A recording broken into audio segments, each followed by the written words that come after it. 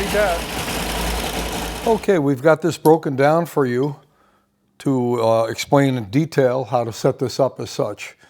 We've got our support bracket, which a little bit similar to the old, what I refer to as the old mousetrap or booster bracket with its U-bolt as such. She'll come right in and you'll position it to the proper height, which I'll explain shortly. So we'll begin by installing our shifter guide plate, which will run below the boss on the bracket itself. And the numerals will face up toward you, so you're able to observe what gear or positioning, that you're in. So we'll run these bolts in as such.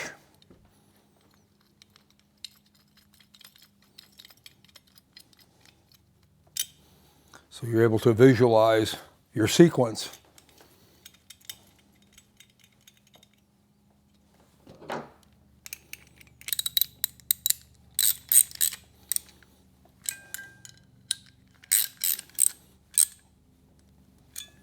Okay, so that's about ready with that. Now we've got our pivot stud, which the lever will actuate from. So in turn, we're going to put our guide spring in. This will lead kind of against the lever, take the rattle out of it. There's two angles with this. We want it facing inward. We don't want it facing outward. It'll be impossible to install. So we're going to have that, in effect, leading inward toward the motorcycle.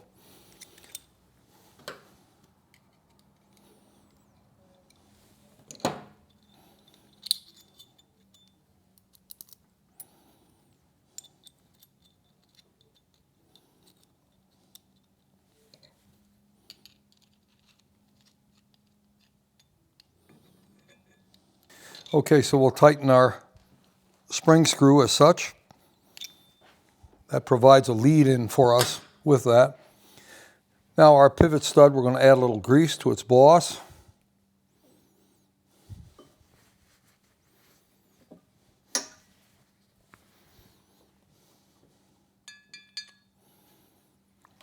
Put her into position. Takes a small thrust washer and then of course a flex lock nut at the back side. We're just putting it together loose for the moment.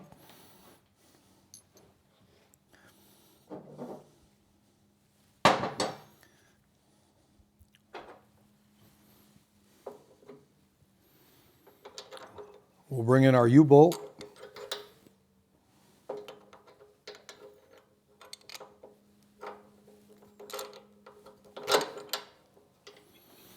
And we've got a couple of washers and flex lock nuts. Again, very similar to the old clutch booster or mousetrap.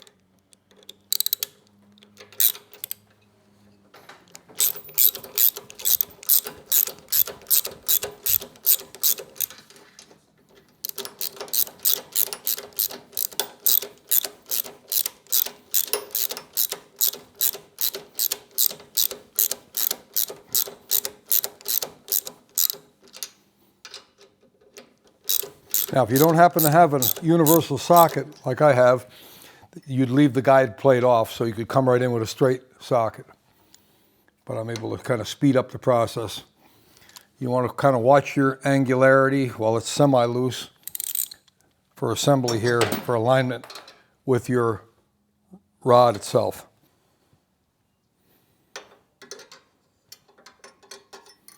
Now, a little tricky here with the spring device. You're going to kind of lead it in.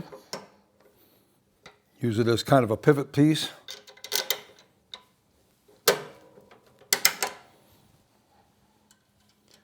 And again, a flex lock on the end of the pivot stud itself. That'll give you kind of a lead.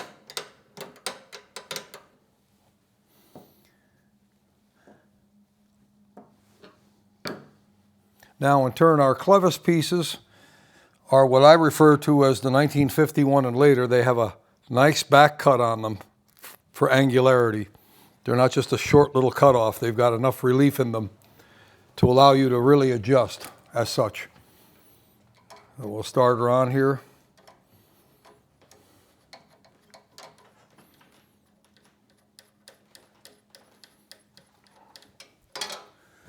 Now my suggestion is to have the transmission, again this is designed for the 1947 and later shift pattern, where first gear is closest to you and your high gear is farthest away from you. Anyway, my suggestion to you is if it's in the motorcycle, bring it up to first gear so you're able to come on with your bolt as such, you know, your leading edge to come in with proper contact, get it in together as such, make your adjustment. Notice this rod has a nice bend at both ends to allow access to clear different pivot points, engine, whatever have you. Clear your clutch clevis piece and your inner primary cover. So we'll come in again with our proper clevis bolt. We come in on the inside. So we're going to be up in the first gear here, so we got to kind of watch till I get a proper alignment. I like to divide these equal on both ends. So say we've got a little more than almost say ½ inch of thread showing at each end. And we come right in nice and clean. Again, as I say, we're in first gear at the moment. This takes a thin flex lock. Again, I'm just assembling this loose, give you some idea.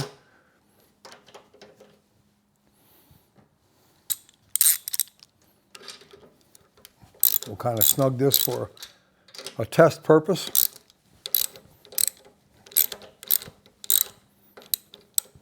You do have quite a bit of leverage there. It can swivel. Okay. So in turn, we're in first. I've got the motorcycle elevated so I can grab my gear for testing. And there's our neutral. We're right within sequence with our guide plate in a neutral position.